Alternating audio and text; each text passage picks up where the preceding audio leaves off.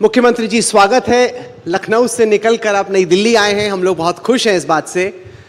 आप सांसद रहे, महंत रहे, अब आपने इस महाकुंभ का महाआयोजन किया। क्या आपको लगता है कि आपकी नज़र में आपकी ज़िंदगी की सबसे बड़ी उपलब्धि थी कि करीब 66 करोड़ लोग 55 दिन आए महास्नान करने के लिए? देखिए, अवसर जीवन में सबको प्राप्त होता है।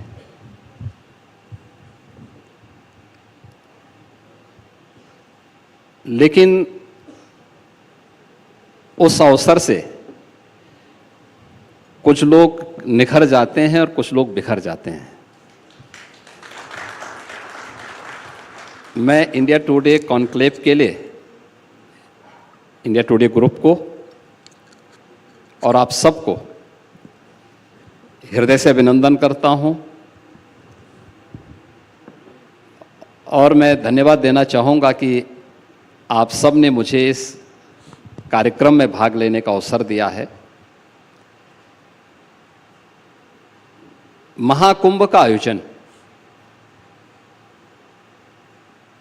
पौष पूर्णिमा 13 जनवरी से लेकर के और महाशिवरात्रि 26 फरवरी तक 45 दिन का ये महाआयोजन था और यह मेरे लिए सौभाग्य का अवसर था कि 2019 के कुंभ को भी और 25 के महाकुंभ को भी आयोजित करने की उस टीम का मैं हिस्सा था और मुझे जनता जनार्दन की सेवा और देश और दुनिया से आने वाले सभी पूज्य संतों और श्रद्धालुओं की सेवा का एक अवसर प्राप्त हुआ था। योगी जी, जब भी हमारी भी जीवन में कोई बड़ा आयोजन ऐसे होता है तो हम सब ये सोचते हैं कि एक बार ख़त्म हो जाए तो हम फला काम करेंगे। मैं महाकुंभ में भी थी, वहाँ भी लोग जो ड्यूटी पर रहे, प्राइवेट सरकारी, सब सोच रहे थे कि एक बार ये 45 दिन निकल जाए तो क्या करेंगे। योगी आदित्यनाथ का पोस्ट कुंभ प्लान क्या था? देखिए, जब व्यक्ति इस प्रकार के महा आयोजन को केवल एक ड्यूटी मान करके निभाता है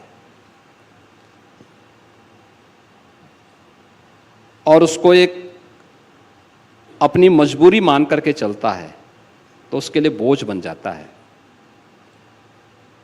लेकिन जब इस आयोजन का पार्ट बनता है, उसका हिस्सा बनता है और आत्मीयता के साथ उसके साथ जुड़ता है तो उसके लिए उत्सव बनता है और हमने उसको एक महाउत्सव के रूप में लिया था। महाउत्सव के रूप में इसलिए क्योंकि महाकुंभ के प्रति देश भर से आयोजन के पहले जो क्वेरी जा रही थी उसी के बल पे मैं कह रहा था कि 40 से 45 करोड़ की संख्या में श्रद्धालु वहां आएंगे। लेकिन हमारे जब मित्रों ने उसमें नकारात्मक टिप्पणियां करनी शुरू की तो मैं मानने लग गया था कि अब जनता इनको सबक जरूर सिखाएगी। जो आना नहीं चाहता था वह भी आएगा जरूर और महाकुंभ में यही हुआ। आदरणीय प्रधानमंत्री जी ने जो मार्गदर्शन दिया था इस प्रकार के आयोजन के लिए, उस आयोजन को हम लोगों ने उस रूप में प्रस्तुत करने का प्रयास किया। 13 दिसंबर 24 को स्वयं प्रधानमंत्री जी प्रयागराज आए थे। उन्होंने भी इस पूरे आयोजन की व्यवस्था को स्वयं देखा, योजनाओं का लोकार्पण भी किया, अपना मार्गदर्शन भी दिया और फिर जो कुछ बचा था, हमारे पास 1 महीने का समय इस दौरान बचा था और फिर हम लोगों ने इस 1 महीने के दौरान उन सभी कार्यों को पूरा किया।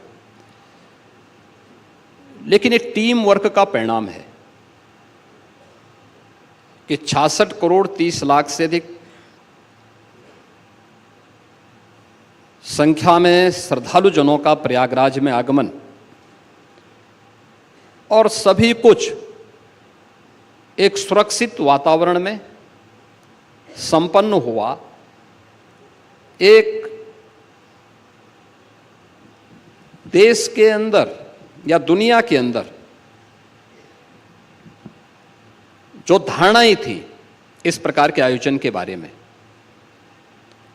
उन धारणाओं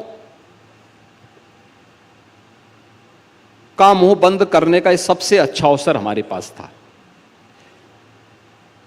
एक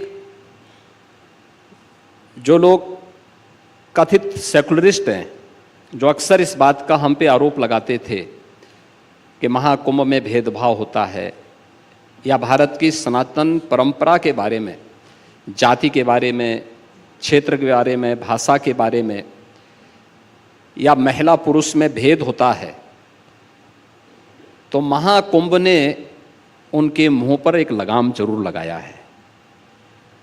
66 करोड़ लोग पूरे देश भर से आए थे, और अगर मैं 66 करोड़ देखूं तो दुनिया के अंदर 120 करोड़ सनातन धर्मावलंबी रहते हैं।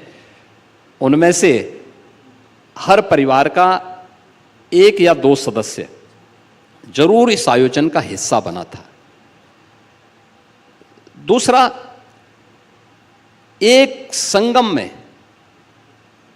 सभी लोग स्नान कर रहे हैं, अमीर गरीब की खाई समाप्त हो गई, जाति और पंथ की खाई समाप्त हो गई, क्षेत्र और भाषा की पूरी जो धारणाएं थी, जो आरोप थे, ये सब समाप्त हुए। ये उन लोगों के लिए भी था और दुनिया के लोगों के लिए भी था।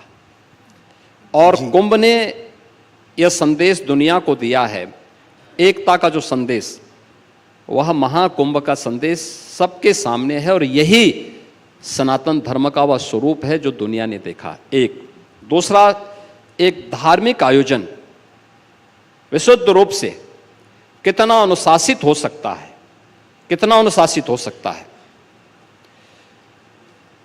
इन 66 करोड़ 30 लाख लोगों के आने पर प्रयागराज में, काशी में, अयोध्या में या उत्तर प्रदेश के अंदर कोई छेड़छाड़ की घटना नहीं घटित हुई, कोई लूटपाट की घटना नहीं घटित होती है, कोई अपहरण की घटना नहीं घटित होती है। वे आते हैं, सुरक्षित वापस जाते हैं। दूसरा, इस दौरान हम लोगों ने प्रयास किया था कि किसी भी श्रद्धालु को आने के लिए 3 से 5 किलोमीटर से अधिक दूरी तय न करना पड़े, लेकिन हमारी अपनी एक सीमा है। हमने 5000 एकड़ का एक ऐसा क्षेत्रफल अलग अलग 6 स्थानों पे तैयार किया था जहां पे पार्किंग की सुविधा हम दें, और 6 लाख बसेज को हम पार्किंग की सुविधा वहां दे सकते थे। लेकिन 6 लाख की बात क्या करूं मैं, मौनी अमावस्या के दिन 78 लाख बसेज और 4 व्हीलर्स प्रयागराज कुंभ का हिस्सा बने थे। और उस दौरान लोगों को 10-10 किलोमीटर, 15-15 किलोमीटर भी पैदल चलना पड़ा था, लेकिन किसी के चेहरे पर शिकन नहीं थी। हर व्यक्ति प्रफुल्लित था, और आप लोग तो स्वयं पूरी रिपोर्टिंग कर रहे थे, देख रहे थे, लोगों से वाइट ले रहे थे। मुझे लगता है कि और चीज सरकार के द्वारा बताई गई बात हो सकता है कि कुछ प्री रिकॉर्डिंग हो, लेकिन आप लोग तो लाइव दिखा रहे थे, वो देसी हो या विदेशी हो, सबके द्वारा जो विचार व्यक्त किए जा रहे थे वह भी सबके सामने था। तो देश और दुनिया के सामने भारत और उत्तर प्रदेश के बारे में उस धारणा को बदलने के लिए जो लोगों ने जबरन थोपने का प्रयास किया था, उसको बदलने का भी हमारे पास एक अवसर था। लेकिन इसमें तो दो राय नहीं कि वो आयोजन था कि मैं, श्वेता, हम सब उस समय थे जब मौनी अमावस्या का स्नान हुआ, बसंत पंचमी का स्नान हुआ, हम लोगों ने भी स्नान किया वहां पर।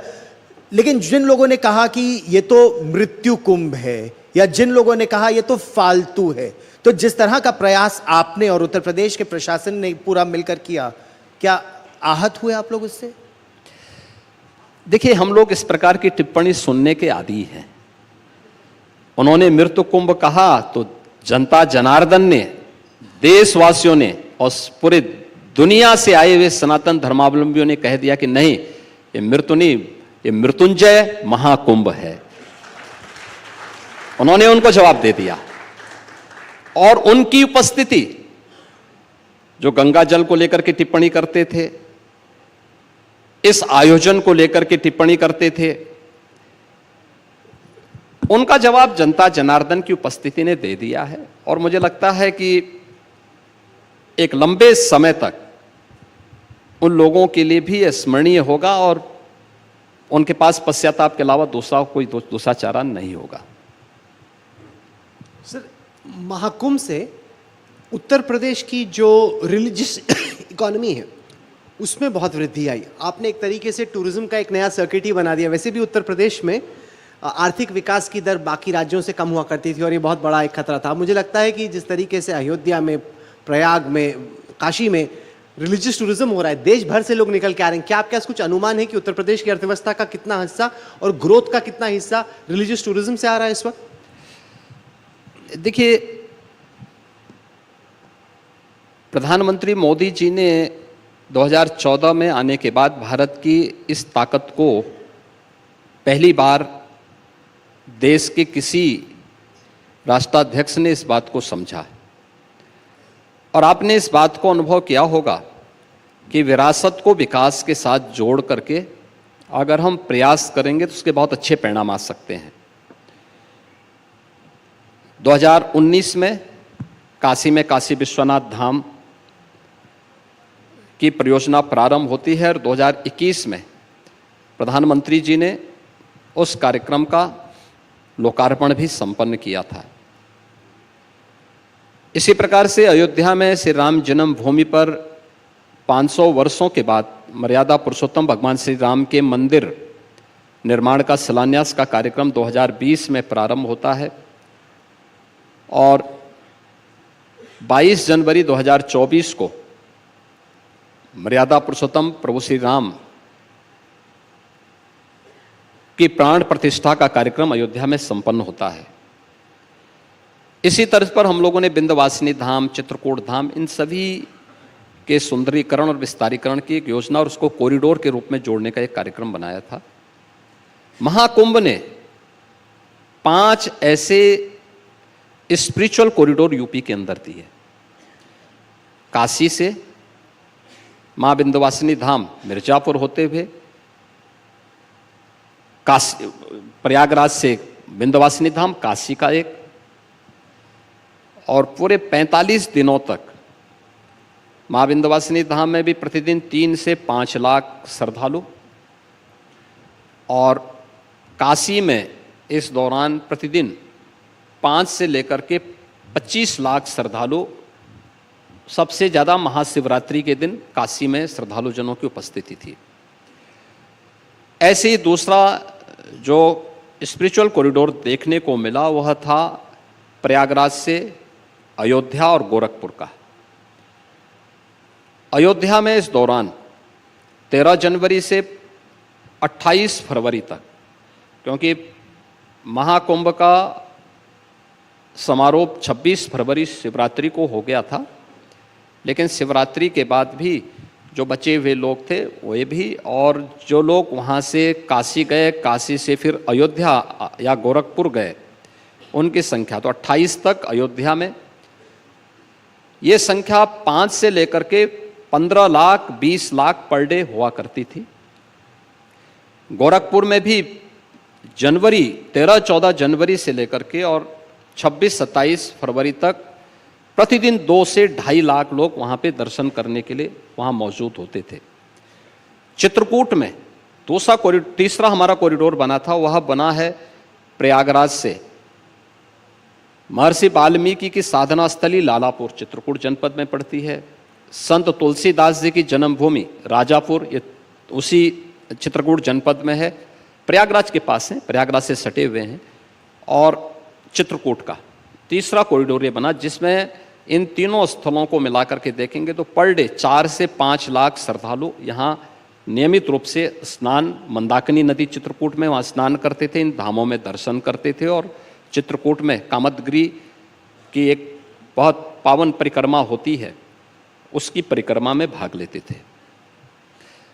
चौथा कॉरिडोर जो बना प्रयागराज से, प्रयागराज श्रृंगवेरपुर धाम होते हुए लखनऊ और नैमिषारण्य का, इसमें भी पर डे 2.5 लाख से लेकर के 5 लाख के बीच इन 1.5 महीनों के अंदर प्रतिदिन लोगों का आना जाना लगा रहा। और 5वां कॉरिडोर जो बना प्रयागराज से, वह बना था ब्रिज क्षेत्र का।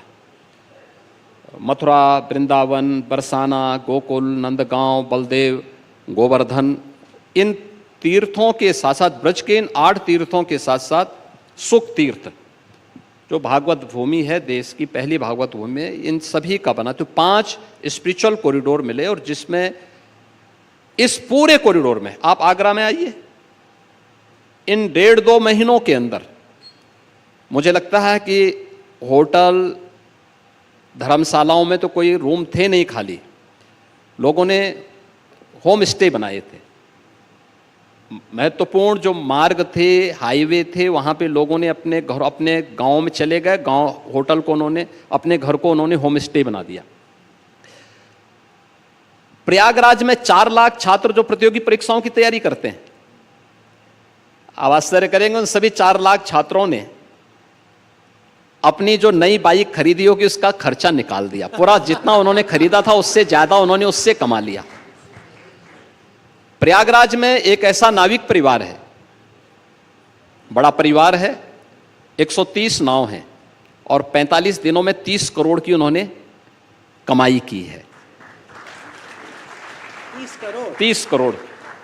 ऐसे ही अन्य अनेक उदाहरण आपको वहां देखने को मिलेंगे। और महाकुंभ ने आस्था, आजीविका का माध्यम हो सकता है, संस्कृति, राष्ट्र की समृद्धि का कारक बन सकती है, यह भी उदाहरण प्रस्तुत किया है। और कोई संदेह नहीं हो सकता कि जो बात 2014 में प्रधानमंत्री मोदी जी ने कही थी कि भारत की इस पोटेंशियल को, भारत की इस पहचान को, विरासत को विकास के साथ जोड़ करके हम चलेंगे तो देश के लिए सार्थक होगा, तो महाकुंभ ने उसको साबित किया है। पर योगी जी, जिस पैमाने पर आपने सोचा, आप प्रयागराज महाकुंभ के लिए आपने कहा 45 करोड़, तो चलिए 66 करोड़ से ऊपर। अयोध्या नगरी, मुझे याद है पिछले साल जब आप लोग बताते तो बोले 1 लाख लोग एक दिन में दर्शन कर पाएंगे। लगता था 1 लाख लोग कहाँ से कर पाएंगे। अब तो उससे कई गुना। क्या प्रयागराज तो तैयार था, पर अयोध्या, काशी, इन सब शहरों में जो पलट प्रवाह दिखा, यानी जो प्रयागराज जा रहे थे, जो गए उन सब शहरों में, क्या वो सब तैयार थे? क्या आप एक नए पैमाने पर आगे और कुछ करने वाले हैं वहां? देखिए, इन दोनों के साथ साथ विंध्यवासिनी धाम के लिए और अन्य क्षेत्रों के लिए मैंने भी और हमारी पूरी टीम ने पहले दौरे किए थे। हमने होमवर्क किया था, हम लोग जानते थे। देखिए, पूरे देश भर से क्वेरीज आने लग गई थी कुंभ, महाकुंभ के पहले से ही हमारे पास।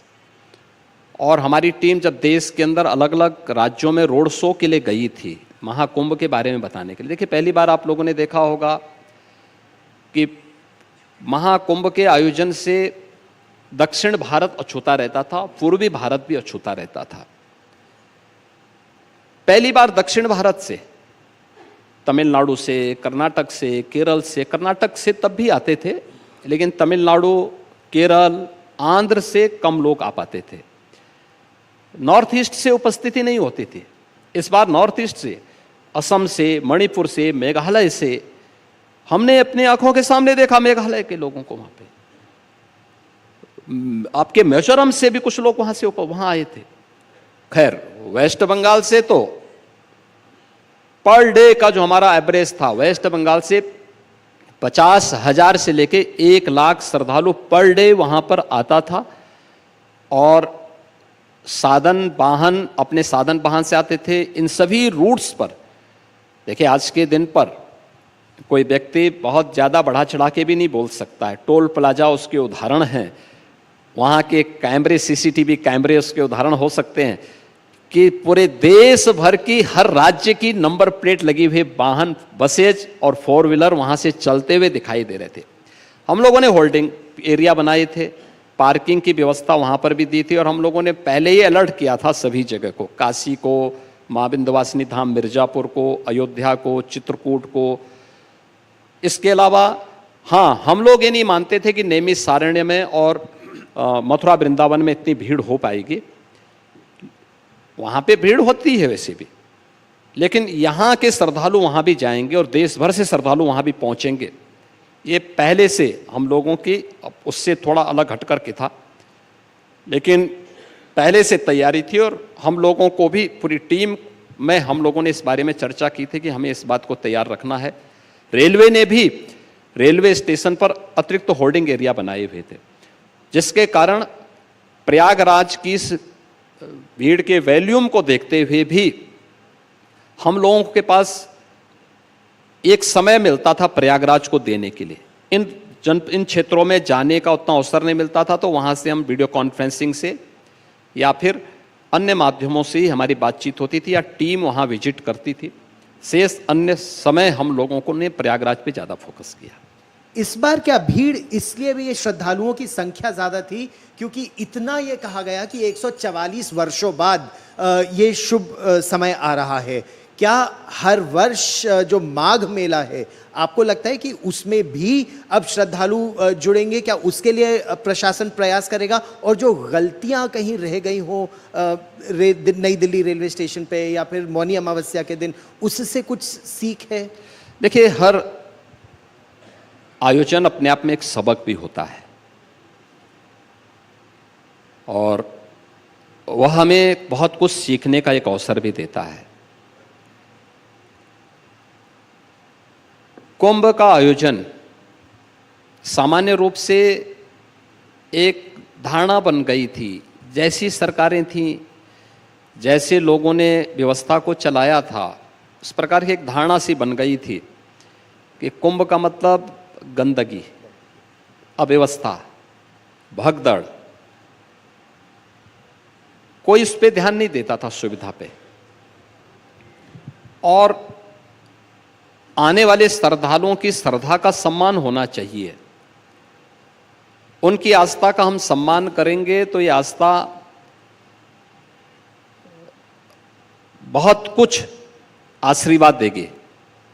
ये कभी इससे पहले 2019 के पहले ये भाव था ही नहीं। पहली बार जब 2019 के कुंभ के आयोजन का हमारे पास अवसर आया था तो प्रधानमंत्री जी ने हम लोगों को कहा कि देखो, कुंभ की इस धारणा को बदलेंगे आप लोग, तभी उसका आयोजन का आप लोग करवा रहे हैं, बीजेपी शासित राज्य करा रहा है, तब जनता के बीच में संदेश अच्छा जाएगा। और इसलिए स्वच्छ कुंभ के आयोजन को आपको हर हाल में करने की तैयारी करनी चाहिए। इसके प्रैक्टिस करो, इसके लिए सफाई कर्मियों की ट्रेनिंग दो, उनको हर प्रकार से इक्विपमेंट उपलब्ध कराओ, उस प्रकार का इंफ्रास्ट्रक्चर वहां पर दो। सिटी डेवलपमेंट प्लान कैसे तैयार हो सकता है 2019 में? प्रयागराज के कुंभ के अवसर पर प्रयागराज सिटी के अंदर हम लोगों ने इस कार्यक्रम को वहां पे किया। प्रयागराज के अंदर मुझे याद है 19 में जब हम लोगों ने 18 में, क्योंकि जनवरी 19 में तो कुंभ आ गया था, 2017-18 में जब हम लोगों ने कार्य वहाँ प्रारंभ किया तो बहुत विरोध हो रहा था, क्योंकि अतिक्रमण हट रहे थे तो विरोध स्वाभाविक था। जिन लोगों ने बढ़ करके बनाए थे वे विरोध कर रहे थे, और जनता विरोध करेगी तो जनप्रतिनिधि भी विरोध करेंगे। जनप्रतिनिधि भी विरोध में आ गए। उन्होंने कहा साहब अब तो पूरे प्रयागराज को झाड़ देंगे। हमने कहा भी भीड़ होगी तो कहाँ जाएगी? प्रयागराज सिटी तो एकमात्र हमारे पास यहाँ पर एक इस पूरे आयोजन को आगे बढ़ाने का एकमात्र सिटी है ये। हमें अतिक्रमण हटाना पड़ेंगे, यहाँ की सड़कों को चौड़ा करना पड़ेगा। अभी सिंगल लेन डबल लेन से काम नहीं चलने वाला।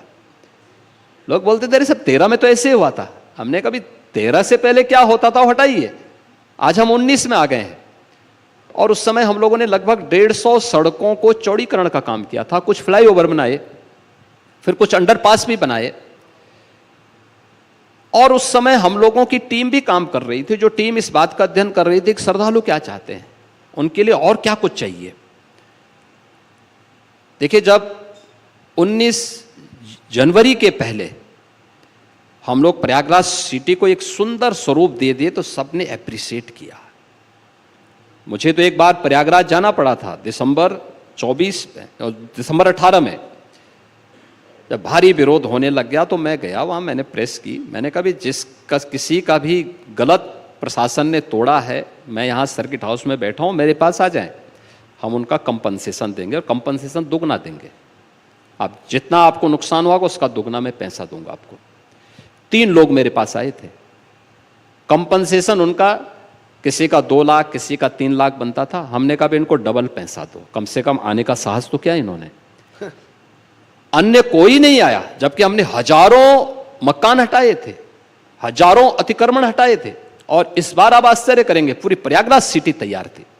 पूरी प्रयागराज सिटी में हम लोगों ने इस बार 200 सड़कों को 2 लेन से 4 लेन किया, 4 लेन को 6 लेन में बदला, सुंदरीकरण के कार्यक्रम को आगे बढ़ाया, 14 फ्लाईओवर बनाए, 9 अंडरपास बनाए, 9 रेलवे स्टेशन का विस्तारीकरण हुआ, एयरपोर्ट का एक्सपेंशन हुआ, 12 कॉरिडोर बनाए गए। अक्षयवट कॉरिडोर बनाया गया, लेटे हुए हनुमान जी का कॉरिडोर बनाया गया, सरस्वती कूप कॉरिडोर बनाया गया, पातालपुरी कॉरिडोर बनाया गया, श्रृंगवेरपुर धाम का कॉरिडोर बनाया गया, महर्षि भारद्वाज का कॉरिडोर बनाया गया। ये सभी नागवासुकी, द्वादश माधव, ये सभी कॉरिडोर बनाने के बाद व्यापक पैमाने पे श्रद्धालुओं की आवश्यकता और उनकी श्रद्धा और उनकी आस्था को सम्मान देते हुए इन कार्यक्रमों को एक भव्य स्वरूप वहां दिया गया। और ये मैसेज ऐसा नहीं कि यहीं तक था। आप देखिए, सोशल मीडिया का समय है और डिजिटल मीडिया में एक एक चीज लोग कैद करके फिर उसको खूब फ्लैश करते हैं। परिणाम क्या था कि देश में चला गया कि भाई डबल इंजन की भाजपा की सरकार है, अच्छा करेगी, एक विश्वास, सुरक्षा मिलेगी। ये 2017 के पहले वाली सरकार नहीं है कि कोई सुरक्षा में सेंध लगा ले, कोई कुछ कर ले, ऐसा कुछ नहीं हो पाएगा। देखो, बहुत लोग धमकी दे रहे थे, बहुत लोग थ्रेट कर रहे थे, लेकिन 66 करोड़ लोग आकर के सुरक्षित चले जाएं और पूरी श्रद्धा भाव के साथ महाकुंभ का एक बेहतरीन संदेश लेकर के चले जाएं। और मेरा तो ये मानना है कि जो महाकुंभ में स्वयं उसका साक्षी बना है वही महाकुंभ के बारे में बोल पाएगा। जो वहाँ नहीं गया है वह महाकुंभ के बारे में न चर्चा कर सकता है, न उसको बोलने का अधिकार होना चाहिए। महाराज, महाकुंभ का आयोजन महाकामयाब था, लेकिन 29 जनवरी को बदकिस्मती से वहाँ पर भगदड़ मची और कम से कम 30 लोगों की मौत हुई। विपक्ष ने बहुत जोरों से मुद्दा उठाया कि योगी आदित्यनाथ जी की सरकार जानबूझकर डेथ टोल को कम बता रही है, कि जितनी लाशें गिनी गई उनसे बहुत कम आपकी सरकार ने बताया कि ऑफिशियल डेथ टोल है। दूसरी बात जो उठाई गई वो ये कि जब ये हादसा हुआ उसके बाद कई घंटों तक आपकी सरकार डिनाइल में थी, इनकार कर रही थी, दिखा रही थी कि कुछ हुआ ही नहीं, जबकि सबको पता था कि काफ़ी डेथ्स हुई हैं। इन दोनों चीज़ों पर आपका क्या? देखिए, घटना मौनी अमावस्या को दुर्भाग्यपूर्ण थी और उस दुर्भाग्यपूर्ण घटना को लेकर के ये घटना 28 और 29 की रात्रि में 1:15 बजे से लेकर के और 1:30 बजे के बीच में घटित होती है। घटना घटित होती है और उस समय महाकुंभ क्षेत्र का, जो महाकुंभ का क्षेत्र था, उसमें लगभग 4 करोड़ श्रद्धालु पूरे क्षेत्र में भरा पड़ा था। प्रातः 4 बजे से अमृत स्नान अखाड़ों का प्रारंभ होना था। इसके अलावा प्रयागराज सिटी के लिए अलग अलग जो रूट थे, इसमें जो भीड़ का आवक था, इन सब का अंदाजा लगाने के बाद हम लोग इस निष्कर्ष पर पहुंचे थे कि 8 करोड़ श्रद्धालु आज प्रयागराज कुंभ का साक्षी बनने वाला है। और 2 करोड़ श्रद्धालु ऐसा था जिसको हम लोगों ने, जिन्हें 28 की सायंकाल 5 बजे से जौनपुर में, मिर्जापुर में, भदोई में, प्रतापगढ़ में, रायबरेली में, कौशाम्बी में, फतेहपुर और चित्रकूट महोबा में हम लोगों ने उन्हें रोक दिया था। इन सभी जनपदों में भी हम लोगों ने होर्डिंग एरिया बनाए थे। वहाँ पे श्रद्धालुओं को हम लोगों ने रोका, बाकायदा रोकने के बाद उनको स्पेस की तरफ लेके गए और उनको कहा भी जिनके पास साधन है वे यहाँ पर, जिनके पास नहीं है उनके लिए हम व्यवस्था करवा देते। हमने सभी जिला प्रशासन से भी कहा कि भी आपके पास जितना भी हो सकता आप करिए। हमारे यहाँ जो भी हो सकता था, कहीं लोगों ने हलवाई बनाए, कहीं पे बेसिक शिक्षा परिषद के जो रसोइया होते हैं इन्हीं को बुलवा करके और इनके लिए भंडारे चलाए गए। अगले 24 घंटे तक हम लोगों ने इन 2 करोड़ श्रद्धालुओं को यहाँ रोका। 8 करोड़ लोग प्रयागराज में या तो उपस्थित थे या प्रयागराज पहुंचने वाले थे। एक जिम्मेदार सरकार होने के नाते हमारी जिम्मेदारी क्या बनती थी? पहला, दुर्घटना या कोई घटना घटित हुई है, उस घटना में सभी घायलों को हम सुरक्षित ग्रीन कॉरिडोर बना करके हॉस्पिटल तक पहुंचाएं, जिसको कि विदिन 15 मिनट के अंदर उन्हें हॉस्पिटल और फिर मेडिकल कॉलेज में पहुंचाया गया। मेडिकल कॉलेज पहुंचाने के साथ ही, और इसमें मैं सचमुच अभिनंदन करूंगा जनता जनार्दन का कि जो लोग वहां पे बड़े पैमाने पर थे। अक्सर होता है इस प्रकार की घटना कोई घटित होती तो लोगों में उत्तेजना फैलती है, लोग तोड़फोड़ में विश्वास करने लगते हैं, फिर आगजनी, तोड़फोड़, अव्यवस्था फैलती है। लेकिन कहीं कोई घटना नहीं घटित होती है। एक दुर्घटना घटित होती है, उस घटना घटित होने के तत्काल बाद ग्रीन कॉरिडोर के लिए जब पब्लिक से मदद मांगी तो पब्लिक ही सहयोग करने के लिए यूपी पुलिस के साथ में, एनडीआरएफ और एसडीआरएफ के साथ में, उनके साथ सहयोग करने के लिए खड़ी थी और एम्बुलेंस को रास्ता दे करके हम लोगों ने हॉस्पिटल तक पहुंचाए। लगभग 65 के आसपास गंभीर जो घायल हो गए थे उन लोगों को हॉस्पिटल पहुंचाया गया, जिनमें से बाद में 30 लोगों की दुखद मौत होती है और उनको उनके परिजनों को फिर सौंपा गया। उसमें से 29 आइडेंटिफाई हो चुके थे, एक नहीं हो पाए थे, तो बाद में उनका डीएनए करवा करके उसे प्रिजर्व करके और बॉडी का अंतिम संस्कार प्रशासन ने किया। शेष अन्य लोगों को उनके परिजनों को सौंपा गया। घटना पर दुख व्यक्त करने के साथ इस स्केल के बारे में हमें इस 8 करोड़ की जनता को पहले सुरक्षित यहां से बाहर करना था। 8 करोड़ की जनता को जब सायंकाल 5 बजे हम लोगों ने इस पूरे कार्यक्रम को संपन्न किया, क्योंकि उस दिन अमृत स्नान भी था, और मैंने जब सारा रेस्क्यू संपन्न होने के बाद प्रातः 3 बजे स्थानीय प्रशासन को कहा गया कि भाई देखो, सभी अखाड़ों से अनुरोध किया जाए कि अपने स्नान को थोड़ा स्थगित करें, क्योंकि पूरा जो संगम था, अखाड़ा मार्ग था, वो श्रद्धालुओं से भरा हुआ था। लाखों की संख्या में श्रद्धालु थे और उनका आना जाना भी लगा था काफी बड़े पैमाने पे। तो मैंने उनको फिर स्वयं भी, सभी अखाड़ों से मेरी बात हुई और मैं धन्यवाद दूंगा सभी अखाड़ों के जो प्रमुख संत थे, उन सब से जिससे भी मेरी बातचीत हुई, उन्होंने इस बात को माना और स्थगित किया अपने आयोजन को। मैंने कहा भी 12 बजे के बाद मैं आपको बताऊंगा, और पूरे दिन भर मुहूर्त है। हम लोग प्रयास करें संगम में पहले श्रद्धालुओं को स्नान करने दो, और संगम में श्रद्धालु स्नान कर लेंगे तो आपको दोपहर में 12 बजे से हम लोग स्नान करवाएंगे। आप लोग 12 बजे के बाद अपनी तैयारी करेंगे। और मैं आभारी हूँ सभी अखाड़ों का, पूज्य संतों का, जिन्होंने जो परंपरा से हटकर व्यापक आस्था को सम्मान करते हुए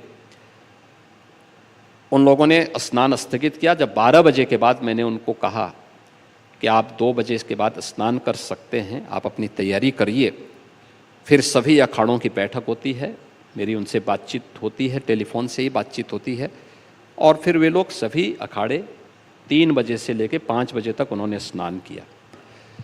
तब तक ज़्यादातर भीड़ वहाँ से रिसीट कर चुकी थी। हमारा प्रेशर तब रेलवे स्टेशन और बस स्टेशनों पर था, बाहर के मार्गों पर था। फिर हमने प्रशासन से, लोकल मेलाधिकारी और लोकल पुलिस अधिकारियों से कहा कि भाई जो सुबह घटना घटित हुई है, इसको मीडिया में एक बार उसकी पूरी जानकारी यहाँ भी हमें भी दीजिए और मीडिया को भी पहले दीजिए, फिर उसकी जानकारी हमें भी उसके साथ ही उपलब्ध करवाइए। तो ये सभी लोग कुंभ महाकुंभ के उसमें अखाड़ों का स्नान कराने के बाद फिर ये लोग जब खाली हुए तो मीडिया सेंटर में गए, इन्होंने प्रेस की, अपनी जानकारी, उस दुखद घटना की जानकारी भी दी।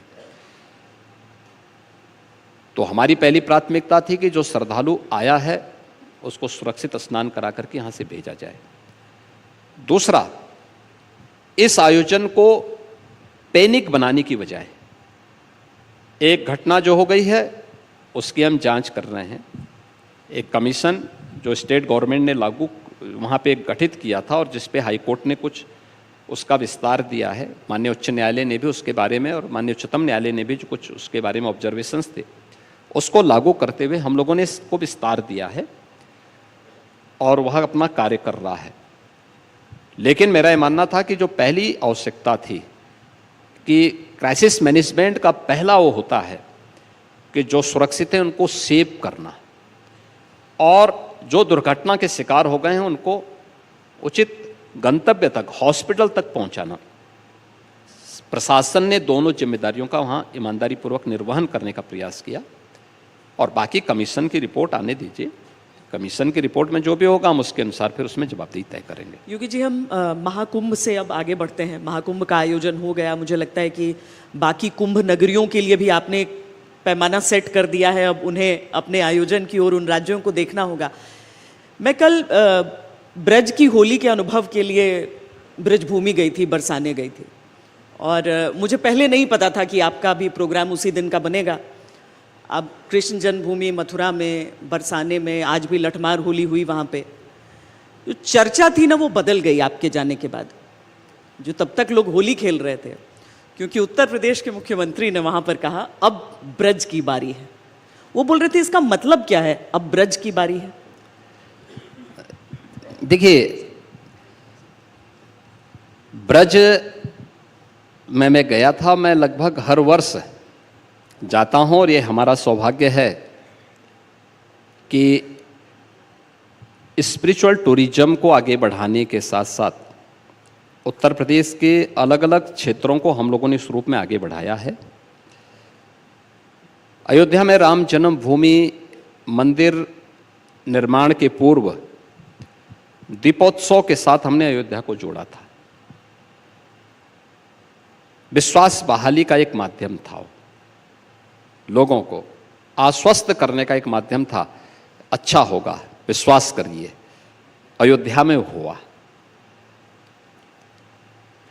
काशी प्रधानमंत्री जी के जाने के बाद 2014 के बाद एक नए कायाकल्प के रूप में, नए कलेवर के रूप में काशी आज देखने को मिल रही है। आप याद करिए, अगर काशी पुरानी काशी होती और भीड़ का ये स्केल होता, क्या संभाल पाते लोग? क्या स्थिति होती? अयोध्या में अगर हम लोगों ने वहाँ का जो इंफ्रास्ट्रक्चर डेवलपमेंट के लिए कार्य नहीं किए होते, क्या अयोध्या इस भीड़ के वॉल्यूम को संभाल पाती? नहीं संभाल पाती। बहुत कठिन होता। और जो जिस भाव के साथ, जिन भावनाओं के साथ देश भर से श्रद्धालु आए थे, स्टैम्पेड की घटना हर एक जगह होती, लेकिन पहले से तैयारी का परिणाम क्या था कि कितनी भी बड़ी संख्या में लोग आए, कोई समस्या खड़ी नहीं हुई। ब्रज क्षेत्र में भी हम लोगों ने वहां पर रंगोत्सव के साथ उस आयोजन को जोड़ा था। और होली की जब चर्चा होती है तो कृष्ण कन्हैया की और राधा रानी की चर्चा जरूर होती है। आज वहां पे लठमार होली थी बरसाना में और कल लड्डू मार होली थी। तो मुझे आज इस कार्यक्रम का हिस्सा यहाँ बनना था, तो मैंने कहा भी एक दिन पहले ही मैं बरसाना की व्यवस्था भी देख लूँ। यद्यपि वहाँ पे पिछले कई दिनों से होली के आयोजन चल रहे हैं। बसंत पंचमी से ही वहाँ होली के आयोजन शुरू होने लगते हैं एक एक गांव में। ये जो 8 हमने तीर्थ वहाँ बनाए हैं, मथुरा का है, मथुरा, वृंदावन, बरसाना, गोवर्धन, नंदगांव, गोकुल, बलदेव, इन सब में तो आयोजन होते ही हैं, लेकिन एक एक गांव में ये आयोजन होते हैं, एक एक गांव में आयोजन होते हैं। और आयोजन में ये टीम अलग अलग स्थानों पर अलग अलग जगह जाती है। तो एक महाकुंभ के बहाने जो हम लोगों ने प्रयागराज सिटी की कायाकल्प की है, तो उस कायाकल्प के साथ था, दूसरा ये था कि भाई इंतजार करिए, अब उत्सव मनाने का समय आपका भी आने वाला है, और वह उत्सव रंगोत्सव के साथ साथ हमारी ब्रजभूमि की आएगी, मथुरा की आएगी, वृंदावन की आएगी, और उसको हम उसके साथ जोड़ेंगे, उस आयोजन को उस रूप में आगे बढ़ाने का कार्य कर रहे हैं। अच्छा, तो जिस तरह से आपने होमवर्क किया था काशी के लिए भी और जिस तरह से होमवर्क हुआ था प्रयागराज के लिए भी, तो क्या इसी तरह का होमवर्क अब हो चुका है ब्रज के लिए भी? और ब्रज में क्या कोई समय है कि इतने समय में एक नया कॉरिडोर होगा या एक उत्सव इस तरह से होगा, उसकी भी कोई तैयारी है? देखिए, हम लोग तो बहुत पहले से लगे हैं ये आयोजन वहाँ पे अच्छे कॉरिडोर बने, श्रद्धालुओं की सुविधा हो, अच्छे अच्छे कार्य हों। बहुत सारे मामले वहाँ पे माननीय न्यायालय के अधीन हैं, और सब जुडिस होने के नाते हम लोग उसमें बहुत हस्तक्षेप नहीं करते हैं। ज़्यादातर वहाँ पे मंदिरों में कोई ना कोई रिसीवर बैठा हुआ है। अगर हम आज के दिन पे वहाँ कुछ करना भी चाहेंगे, दिक्कतें होती हैं। हम काशी में या अयोध्या धाम में इतने बड़े पैमाने पे श्रद्धालु जनों को, जो श्वेता जी कह रही थी कि अयोध्या में 1 लाख श्रद्धालुओं को दर्शन कराने में कठिनाई हो रही थी, इस बार काफ़ी बड़ी संख्या में लोगों ने दर्शन किया, क्योंकि हमने मंदिर का समय बढ़ाया, दर्शन का समय बढ़ाया। अब आप वृंदावन में जाएंगे, श्री बांके बिहारी मंदिर में दर्शन का जो समय था पहले मात्र 4 घंटे था। भीड़ आती है, श्रद्धालुओं की भीड़ और उनकी श्रद्धा को देखते हुए मैंने एक दिन डिस्ट्रिक्ट एडमिनिस्ट्रेशन को ऐसे कहा, डांटते हुए, मैंने कहा भाई आप लोग इतनी भीड़ होती है, आप उनको दर्शन क्यों नहीं करवाने के लिए वहाँ व्यवस्था कराते हैं? मैंने कहा समय क्या है दर्शन करने का? उन्होंने कहा साहब बहुत समय कम था, 4 घंटे का समय उन्होंने दिया। मैंने भाई 4 घंटे में 1 लाख लोग कैसे दर्शन करेंगे? आप लोग तो स्टैम्पेड को आमंत्रित कर रहे हैं। उन्होंने कहा साहब रिसीवर बैठा है और माननीय न्यायालय के एक सिविल जज वहाँ पे रिसीवर बैठे हुए हैं, वो समय नहीं बढ़ाते। फिर हमने जुडिशरी से बात की, हमने कहा भी कौन सी बात हुई कि आप दर्शन नहीं करने देंगे, मंदिर को बंद कर देंगे, और भी तमाम चीज़ें थी। लोगों की अपनी स्थानीय मान्यताएं भी होती हैं, बहुत सारी चीज़ें थी, लेकिन फिर भी हम लोगों ने समय बढ़वाया, कुछ और लोग आने शुरू किए। लेकिन अयोध्या और काशी में या प्रयागराज में तो आप लोगों ने देखा होगा 24 घंटे स्नान चल रहा था, 24 घंटे स्नान चल रहा था। जो 29 जनवरी को दुर्भाग्यपूर्ण घटना घटित हुई थी, जो लोग घायल हुए थे, उन सभी 36 लोगों से मिलने के लिए मैं हॉस्पिटल में गया था। और हॉस्पिटल में जब मैंने उनसे बात की तो उसमें एक सज्जन गोरखपुर के भी थे, एक बंगाल के भी थे। तो जो बंगाल के थे तो मैंने उनसे पूछा, मैंने कहा बहन जी आपने स्नान नहीं किया होगा, आप जब ठीक होंगे तो आपको स्नान करा के भेजेंगे। उन्होंने कहा नहीं, मैं स्नान तो कर चुकी थी, लेकिन मैं इस लालच में फंस गई कि अखाड़ा जब स्नान करेगा तो उनके साथ अमृत स्नान का हिस्सा बनूंगी। और उसी में भीड़ का वॉल्यूम जब बैरिकेड तोड़ करके अंदर घुसा तो उसमें हम लोग उसकी चपेट में आ गए। देखिए उसका ये कहना था, राजापुर का एक नौजवान था, राजापुर तुलसीदास जी की पावन जन्मभूमि है। नौजवान, उसका पैर फ्रैक्चर हो गया था इस दुर्भाग्यपूर्ण घटना में। तो मैंने उससे कहा, मैंने कहा भी आप कहाँ के? उसने कहा राजापुर के। मैंने कहा भी राजापुर के बगल में है, तो आप वहाँ क्या कर रहे थे? उसने कहा साहब इस लालच में कि जब अमृत स्नान करने के लिए अखाड़े जाएंगे तो उनके साथ हम भी स्नान कर लेंगे, और उसी में मैं स्नान करके लेटा हुआ था, तब तक हम उसकी चपेट में आ गए। देखिए ये चीजें हमेशा हमें एक सबक देती हैं। और हमने वृंदावन के लिए भी बरसाना, यानी बरसाना में राधा रानी मंदिर में भी रिसीवर बिठा है। अगर हमारा लोकल एडमिनिस्ट्रेशन वहाँ पे चाहे भी तो वह कोई अतिरिक्त व्यवस्था नहीं कर सकता है। और यह कुछ चीज़ें हैं जिनको लेकर के हम लोग लड़ रहे हैं और मेरा मानना है कि बहुत शीघ्र हम लोग न्यायालय से कोई ना कोई रास्ता एक उसका निकाल लेंगे। लेकिन ये मान के चलिए ये भारत की विरासत की प्रतीक है और इसी में हमारा विकास भी छुपा हुआ है। विरासत और विकास की जिस एक नई विधा को, एक नया इकोनॉमिक्स प्रधानमंत्री मोदी जी ने देश को दिया है, वो अवश्य सफल होगा और हम इसको और प्रभावी ढंग से आगे बढ़ाने में सफल होंगे। योगी जी, आप कहते हैं विरासत और विकास, विपक्ष कहता है कि आप लोग इतना इतिहास में जाएंगे तो विकास कैसे करेंगे। लेकिन यही इतिहास की बातें करते करते अबू आजमी कह देते हैं कि औरंगजेब को गलत समझा गया, और आप एक चेतावनी दे देते हैं कि यूपी में इलाज हो जाता है ऐसे लोगों का। देखिए, अगर कोई औरंगजेब को अपना नायक और आदर्श मानता है तो मैं मानता हूं कि वह एक कोई मानसिक विकृति का शिकार है।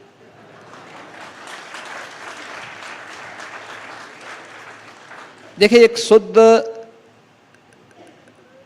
बुद्धि वाला व्यक्ति औरंगजेब को किस मायने में आप एक नायक के रूप में प्रस्तुत करना चाहते हैं?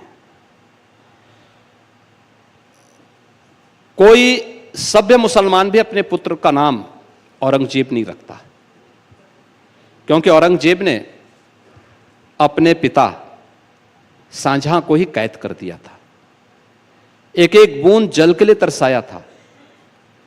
शाहजहां ने अपनी जीवनी में लिखी है कि ऐसा कमबख्त पुत्र किसी को पैदा न हो जिसने मुझे जीते जी तो मारा ही, कम से कम तुमसे अच्छा तो वह हिंदू है जो अपने बूढ़े माँ बाप की सेवा तो करता है और मरने के बाद श्राद्ध कर्म के माध्यम से उन्हें जल तर्पण, श्राद्ध आदि के माध्यम से तर्पण भी देता है। यह बात शाहजहां स्वयं लिखता है, तो कोई सभ्य व्यक्ति भी नहीं ये नाम लिखता, ये नाम रखता। और दूसरा, भारत की दिशा से, भारत की आस्था की दिशा से देखेंगे तो काशी में काशी विश्वनाथ का जो मंदिर ज्ञानवापी के नाम पे था, उस ज्ञानवापी के भगवान विश्वनाथ के धाम को इसी औरंगजेब ने तुड़वाया था। मथुरा में श्री कृष्ण जन्मभूमि के मंदिर को इसी ने तुड़वाया था, हजारों मंदिरों को तुड़वाया था।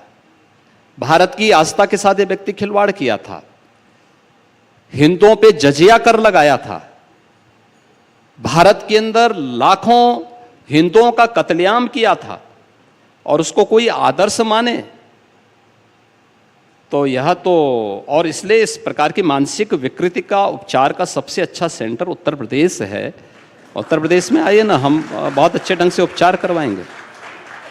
काशी विश्वनाथ में फिर मंदिर बने, मथुरा में फिर मंदिर बने, ये आपकी सरकार की कितनी बड़ी प्राथमिकता है? मैं इसलिए देखिए, मंदिर बनाना सरकार की प्राथमिकता नहीं होती है, लेकिन जनता की आस्था का सम्मान करना और समय के अनुरूप उसके लिए उचित माहौल बनाने के लिए अपनी तैयारी रखना। और मेरा यह मानना है कि आज देश विकास के बारे में सोच रहा है।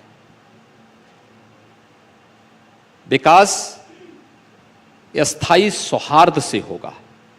ताली एक हाथ से नहीं बजती है, दोनों हाथों से बजेगी। एक दूसरे की भावनाओं को सम्मान देना होगा, और सम्मान आप तभी दे पाएंगे जब आस्था के इन प्रतीकों को ससम्मान या तो दें, और नहीं तो फिर फैसला भी होगा, समय के अनुरूप फैसला भी आएंगे, और अंततः जीत तो सत्य की ही होनी है और धर्म की ही होनी है। सवाल यह है कि वर्तमान में इन ऐतिहासिक वाक्यों का क्या महत्व है?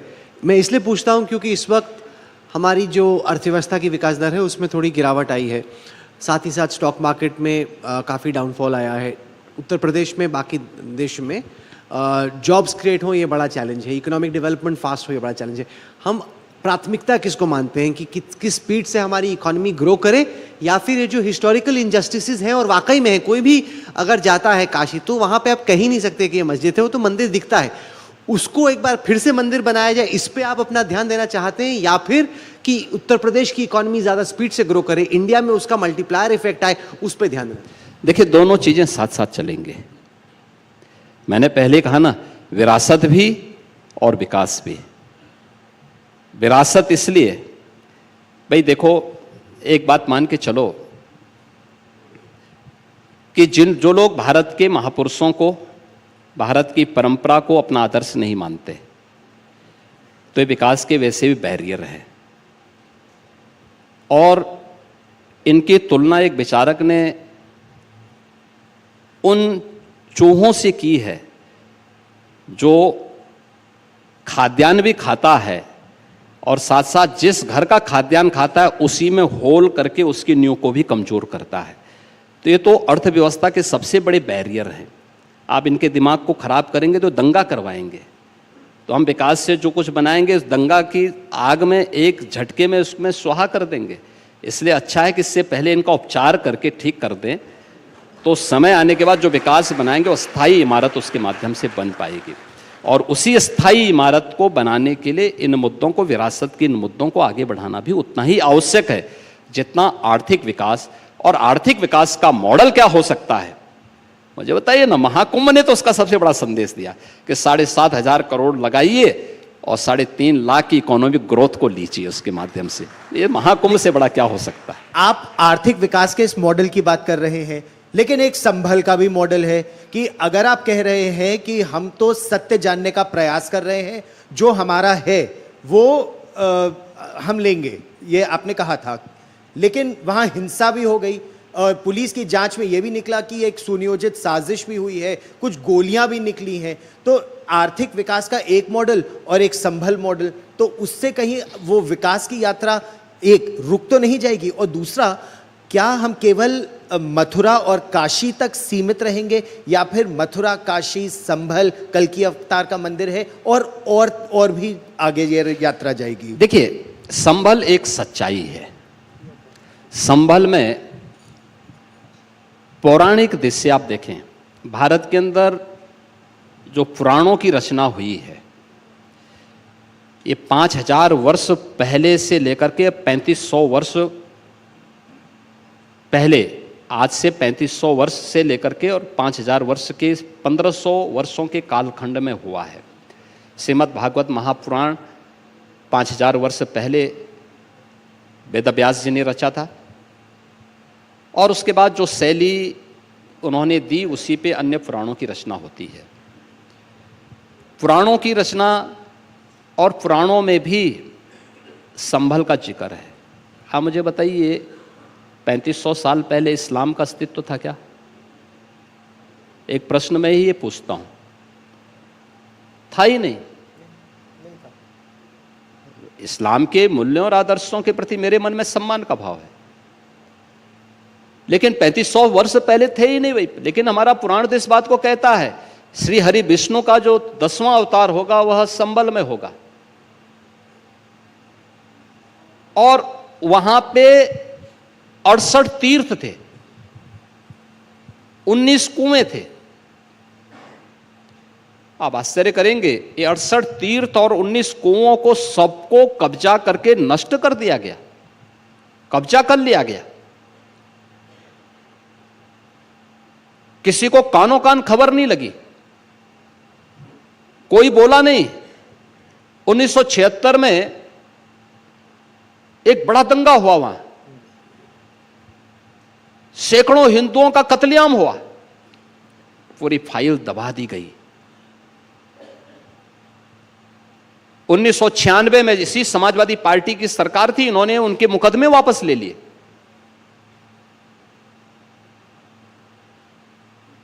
और जब माननीय न्यायालय ने ही आदेश दिया कि वहां का ठीक है ईएसआई सर्वे करे। देखिए, संभल की जामा मस्जिद है, जामा मस्जिद मुसलमानों के दिन नहीं थी, आर्कियोलॉजिकल सर्वे ऑफ इंडिया के पास थी। इन्होंने जबरदस्ती ईएसआई के लोगों को समाजवादी पार्टी की सरकार में मार करके वहां से भगा दिया और उस पर काबिज हुए। उसके बाद इन लोगों ने वहां पर अपने कार्यक्रमों को करना प्रारंभ कर दिया। पूरे संभल कस्बे को हिंदू विहीन कर दिया था, मंदिरों को बंद कर दिया था। इस बार शिवरात्रि में आपने देखा होगा वहां के मंदिरों में जलाभिषेक का कार्यक्रम हुआ।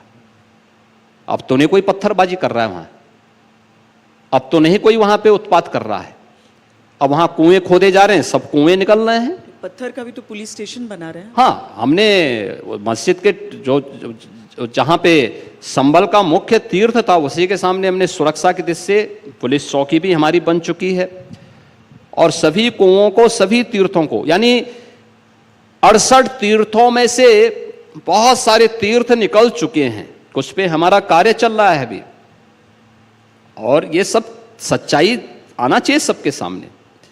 भाई ये तो सभी चीजें नीचे दबी हुई हैं, अभी भी बची हुई हैं, तो लेकिन कैसे अगर आप इसको हिंदू बोल विहीन सकते हो गया हैं? था। एक पुरातात्विक प्रमाण तो वहां मौजूद है। क्योंकि समय कम है, हम सब अपना सवाल भी छोटा छोटा, क्योंकि हमारा लालच भी बहुत है ना, बहुत सारे सवाल हम पूछना चाहते हैं। इसी में जो संभल की बात कर रहे हैं, विपक्ष बहुत नाराज है इस बात से कि वहाँ पर पुलिस अधिकारियों ने कह दिया कि 52 जुम्मे होते हैं और एक होली का त्योहार है। देखिए, होली के अवसर पर मुझे लगता है एक दूसरे की भावनाओं का सम्मान होना चाहिए, और स्वाभाविक रूप से जुमे की नमाज हर शुक्रवार के दिन होती है, होली वर्ष में एक बार होती है, तो यही कहा गया कि भाई देखो, प्यार से समझाया गया। और मैं धन्यवाद दूंगा सभी उन लोगों को जिन लोगों ने बयान जारी कर दिया कि भाई देखो, पहले होली का आयोजन होने दो, 14 मार्च को होली है, 2 बजे तक होली खेलने दो, 2 बजे के बाद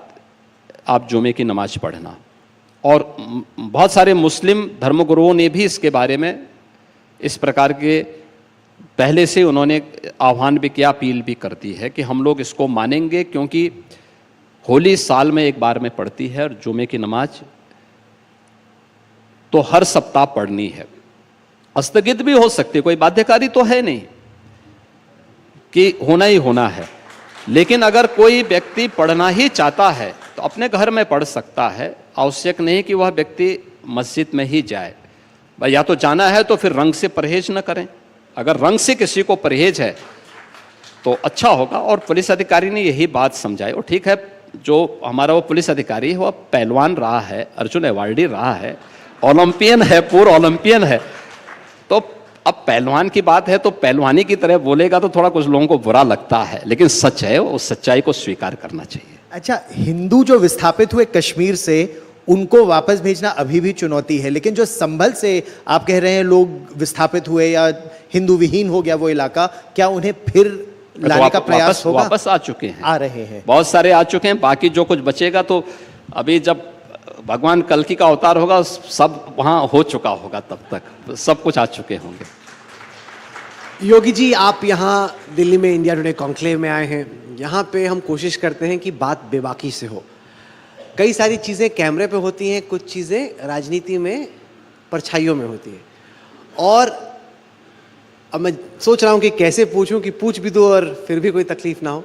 लेकिन सवाल ये कि बहुत चर्चा राजनीतिक गलियारों में, दिल्ली में, लखनऊ में चलती है कि महाराज का दिल्ली से इक्वेशन कभी कभी फुल ठीक नहीं रहता, वहाँ पे कुछ ना कुछ अड़चन आती रहती है। हर आदमी की अपनी टिप्पणी है, वो देखेंगे सवाल और अपना सोचेंगे। मैं आपसे जानना चाहता हूँ, उत्तर प्रदेश के मुख्यमंत्री के तौर पे, ये जो अटकलों का बाजार गर्म रहता है कि महाराज का दिल्ली से कभी कभी इक्वेशन में कुछ गड़बड़ रहती है, उस सवाल का जवाब आप कैसे देना चाहते हैं? भाई मैं तो एक योगी हूँ, मेरा इक्वेशन किसी से खराब क्यों होगा? प्रधानमंत्री जी हमारे नेता हैं, अपने राष्ट्रीय अध्यक्ष जी या राष्ट्रीय नेतृत्व का सम्मान करना मेरा धर्म है, और वह हम लोग पूरी प्रतिबद्धता के साथ करते हैं। देखिए, जब मैंने संन्यास लिया था तब भी लोगों ने ऐसी बात कही थी, तब भी लोग कहते थे, ढेर सारी टिप्पणी करते थे, बहुत सारी बातें करते थे। अगर हम इन अफवाहों के उसमें पड़े तो फिर कुछ नहीं कर पाएंगे। महाकुंभ को लेकर के भी ऐसी अफवाह चलती थी, लोग अलग अलग प्रकार की बातें करते थे, लेकिन इन सब की परवाह के बगैर हम लोग अपनी राह चलते हैं, और हमें जो जिम्मेदारी दी गई है उस जिम्मेदारी का ईमानदारी पूर्वक निर्वहन करते हैं। ये डबल इंजन की सरकार है, जिन मुद्दों और मूल्यों को लेकर के हम लोग आए हैं उसमें पूरी तारतम्यता है। आदरणीय प्रधानमंत्री जी का, हमारे राष्ट्रीय नेतृत्व का जो मार्गदर्शन उत्तर प्रदेश के लिए प्राप्त होता है, उत्तर प्रदेश उसको 100% जमीनी धरातल पर उतारने का कार्य करता है। कहीं कोई इस प्रकार की बातें नहीं। अब बहुत सारे ऐसे बेरोजगार लोग हैं जिनके पास कोई काम ही नहीं है, तो कुछ तो बोलेंगे।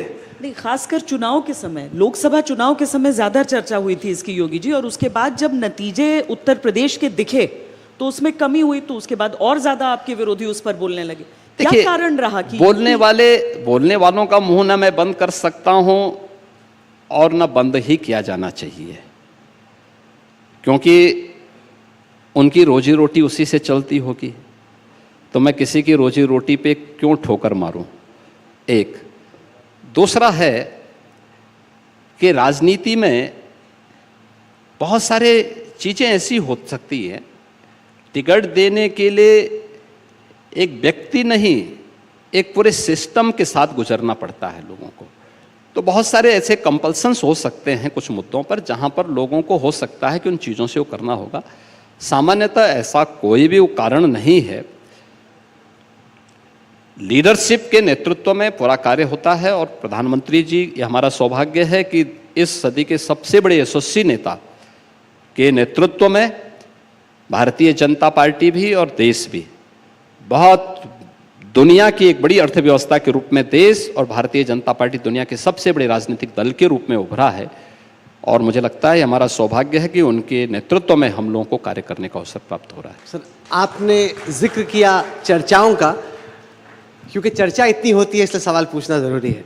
चर्चा तो इस बात की भी खूब होती है कि योगी जी को कभी कभी घुटन महसूस होती है कि जितनी फ्रीडम टू ऑपरेट होनी चाहिए उतनी उनको मिलती नहीं, कि कौन क्या बनेगा कैसे, इस पे नज़र रहती है।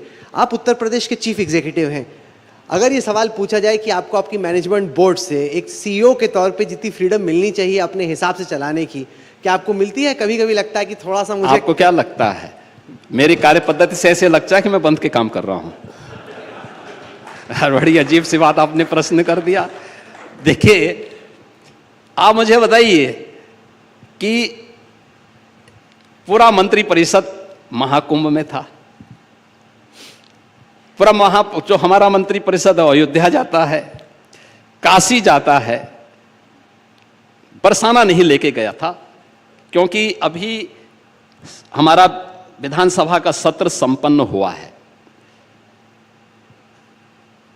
देखिए, जिनके पास, मैंने कहा ना, बोलने के लिए कुछ भी नहीं होता है, तो उनको कुछ तो बोलना है, और उनको भी तो कुछ बोलने के लिए मिलना चाहिए ना, क्योंकि प्रश्न आजीविका का है। तो उनकी आजीविका चलती रहे, उनका कारोबार भी चलता रहे।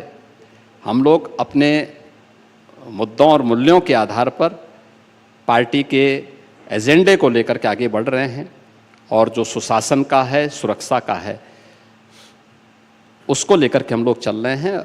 हमें प्रसन्नता है कि ये सही दिशा में आगे बढ़ रहा है। सर, लोकसभा चुनाव में परिणाम आए, परिणाम अपेक्षा से खराब थे, आपने उसको कैसे पोस्टमार्टम किया, कैसे एनालाइज किया? क्योंकि पूरी देश की नज़र इस पे थी कि 60 के ऊपर हो सकता है कि उत्तर प्रदेश। देखिए, हम लोग भी ये मानते थे 75 से ऊपर होंगे, लेकिन जो दुष्प्रचार था, जो दुष्प्रचार संविधान के मुद्दे को लेकर के किया गया था, जो दुष्प्रचार आरक्षण को लेकर के किया गया था, जो दुष्प्रचार इन लोगों ने 1 लाख खटाखट के माध्यम से रहा, तो अभी हाल ही के चुनावों के परिणाम ने, चाहे यूपी के बाई इलेक्शन रहे हों और चाहे वह हरियाणा, महाराष्ट्र और दिल्ली के चुनाव के परिणाम रहे हों, इस परिणाम ने बता दिया है कि राजनीति में झूठ का सहारा एक बार आप ले सकते हैं, बार बार नहीं ले सकते, और जनता की आंखों में धूल एक बार झोंका जा सकता है, बार बार नहीं। और यही हुआ है।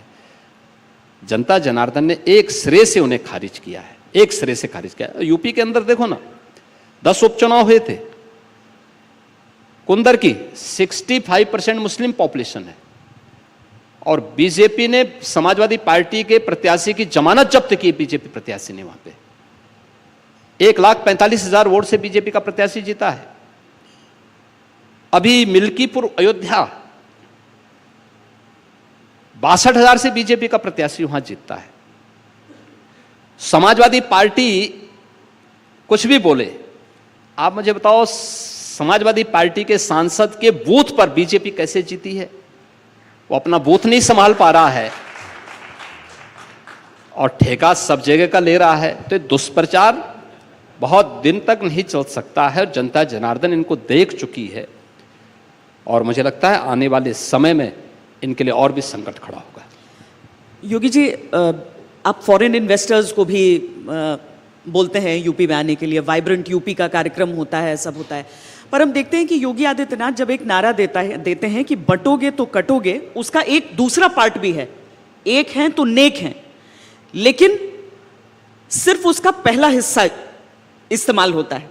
और आपके बारे में यह कहा जाता है कि बंटवारे की राजनीति करते हैं, वो तो विभाजनकारी बातें करते हैं।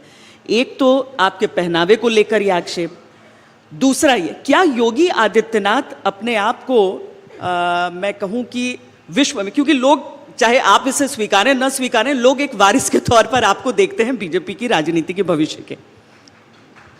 तालियां बज गई, उससे काफी आप स्पष्ट समझ सकते हैं, आप खुद सुनते होंगे वो नारे। क्या आपको विदेश में जो कुछ चल रहा है उसके प्रति आपकी अपनी राय, एक जो आप में एक वैश्विक नेता देख रहा है, आप स्वयं में देख पाते हैं, आप उसके बारे में धारणा रखते हैं? देखिए, उत्तर प्रदेश ने इन्वेस्टमेंट के लिए अपनी पॉलिसीज बनाई हैं। हमने 33 अपनी सेक्टोरियल पॉलिसीज बना करके और निवेश को हम आमंत्रित कर रहे हैं। मुझे एक बात बताइए, जो सो कॉल्ड सेकुलर थे, सन 2000 से लेकर के और 2017 तक यूपी के अंदर कुल एफडीआई जो आई थी वो आई थी मात्र 3000 करोड़ रुपए की, और 2017 से लेकर के अब तक जो एफडीआई आई है वो आई है 30,000 करोड़ रुपए से अधिक की। आप मुझे बताइए, 17 साल में जितना आया था उससे 10 गुना हम 7 साल में लेकर के आ गए। और एफडीआई की, आज देखिए, मैं स्वयं नोएडा, ग्रेटर नोएडा में था, मैंने वहाँ पे माइक्रोसॉफ्ट के एक इंडिया डेवलपमेंट सेंटर का मैंने स्वयं आज शिलान्यास किया है। MAQ जो माइक्रोसॉफ्ट का ही एक अभिन्न सहयोगी है, उसके एक AI सेंटर का मैंने वहाँ पर आज लोकार्पण किया है। लाखों इंजीनियर जहाँ काम करेंगे। आज ही मैंने सैफी के एक डाटा सेंटर का, जो AI बेस्ड नॉर्थ इंडिया का पहला डाटा सेंटर है, उसका मैंने वहाँ लोकार्पण किया है। अब मुझे बताइए, ये सब तो FDI ही है, ये सब FDI है। देखो, हमारा घर मजबूत होगा तो दुनिया आपको सलाम करने के लिए आएगी, सैल्यूट करने के लिए आएगी। आप कमज़ोर होंगे, कोई दुत्कारने के लिए भी नहीं आने वाला है।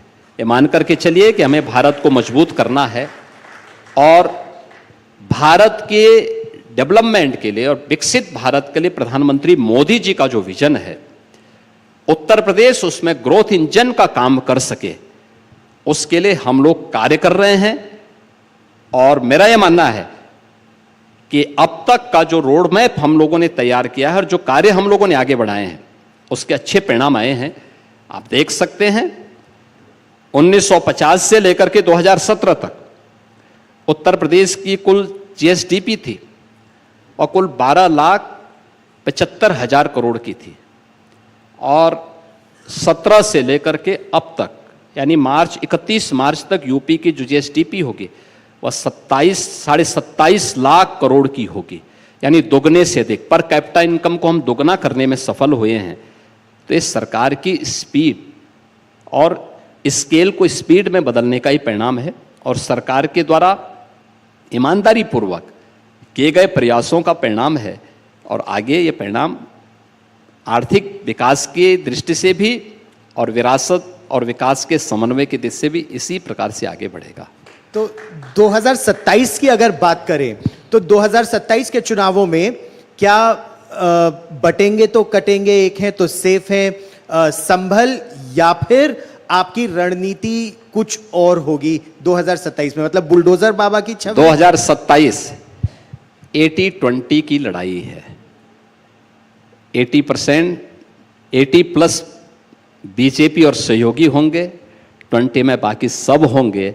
आप देखना यही रिजल्ट आने वाला है और उसी के लिए सारे कार्य हो रहे हैं और उसी को लेकर के हम आगे बढ़ रहे हैं और यही रिजल्ट भी आने वाला है।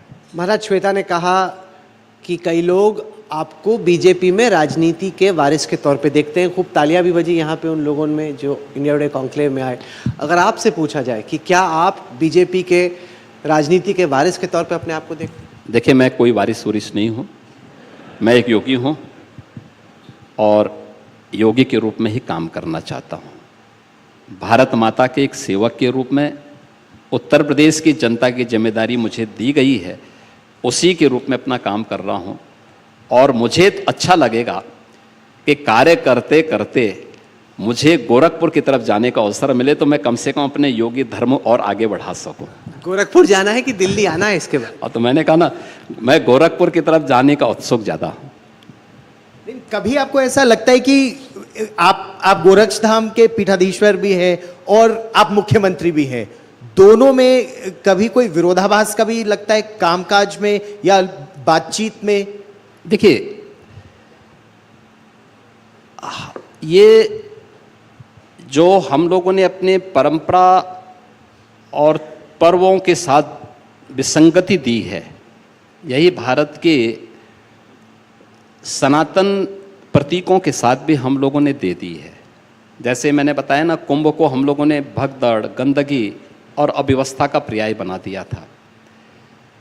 ऐसे ही हमने सन्यास को भी एक इस बात का प्रतीक बना दिया कि सन्यास का मतलब व्यक्ति एकांत में जाकर के आत्मिक उन्नति के लिए कार्य करे। मुझे लगता है कि यह धर्म का पथ नहीं है। धर्म वास्तव में हमें दो बातों की प्रेरणा देता है। एक अभ्युदय की, इस जीवन में अभ्युदय, अभ्युदय का मतलब सांसारिक उत्कर्ष का, भौतिक विकास के प्रति हमारा कंट्रीब्यूशन क्या हो सकता है, जिससे हम लोक कल्याण के कार्यक्रमों को, वेलफेयर के कार्यक्रमों को आगे बढ़ा सकें, जीव मात्र के कल्याण का मार्ग आगे बढ़ा सकें।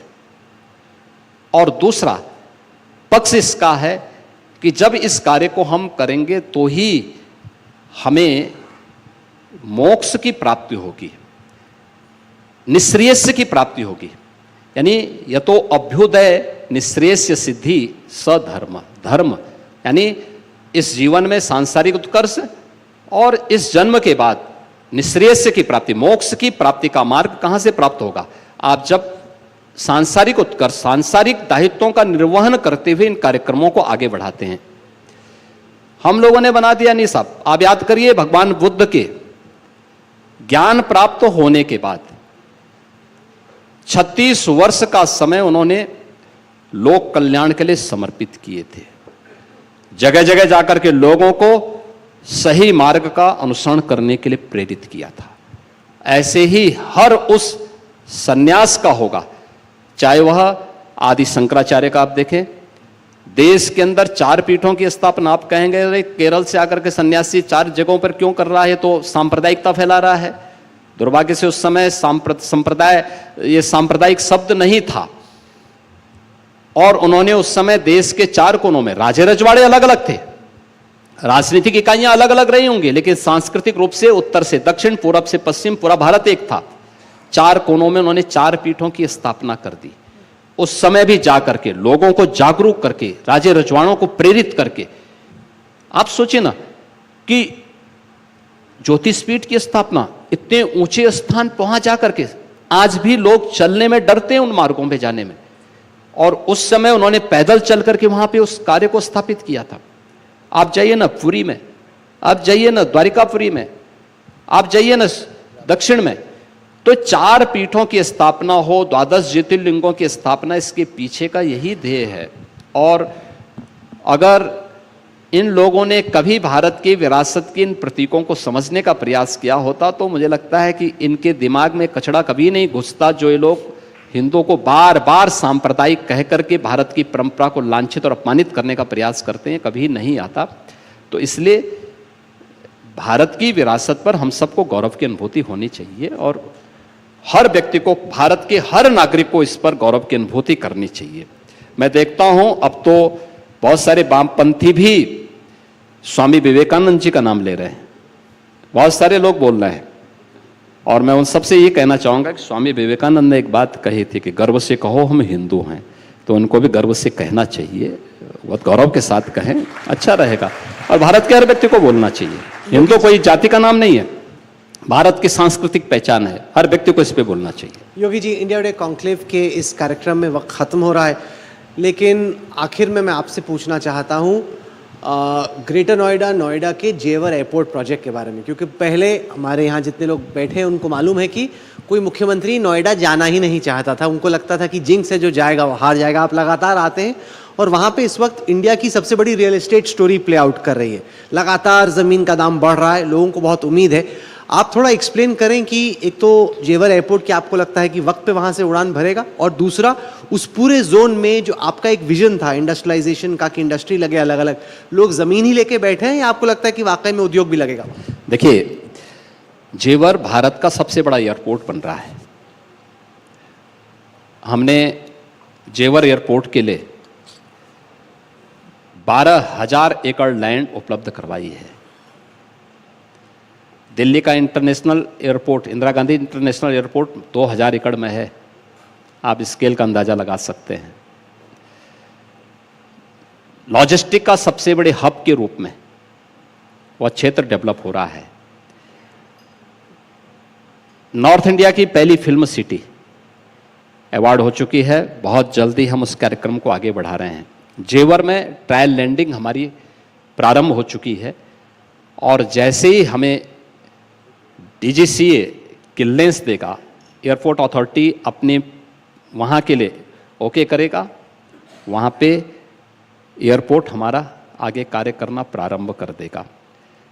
मेडिकल डिवाइस पार्क वहाँ बन रहा है, EI सिटी वहाँ बन रही है, एक इलेक्ट्रॉनिक सिटी के साथ साथ फिनटेक सिटी भी वहाँ एक बन रही है, अपैरल पार्क बन रहा है, ये बहुत सारी चीज़ें वहाँ पे बन रही हैं और सभी ज़मीनी धरातल पर बन रही हैं। और ये मान के देखना कि यह NCR का एक सबसे बड़े उसके रूप में आगे बढ़ेगा। हम लोग वहीं रहते हैं, हाँ। तो आप इसको अच्छे से बना दें, सबका फायदा होगा। नहीं, आप लोग पहले देखिए, आप लोगों ने पिछले 8 वर्ष में परिवर्तन तो महसूस किया होगा और आने वाले समय में और भी महसूस करेंगे। महाराज, आर्टिफिशियल इंटेलिजेंस से लेके डेटा सेंटर तक, धर्म से लेके मंदिर मस्जिद विवाद तक, आपने तमाम सवालों के जवाब दिए। आप यहाँ पे आए।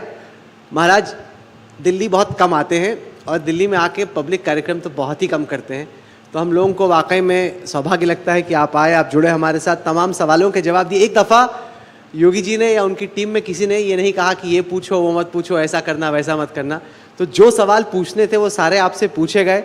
आप यहाँ जुड़े हमारे साथ इस कार्यक्रम की, आपने शोभा बढ़ाई, आखिर गाला सेशन आपके साथ हुआ, बहुत बहुत शुक्रिया। Ladies and gentleman, can we have a very warm round of applause as we thank the Uttar Pradesh chief minister Yogi Adityanath. बहुत बहुत शुक्रिया, बहुत बहुत शुक्रिया।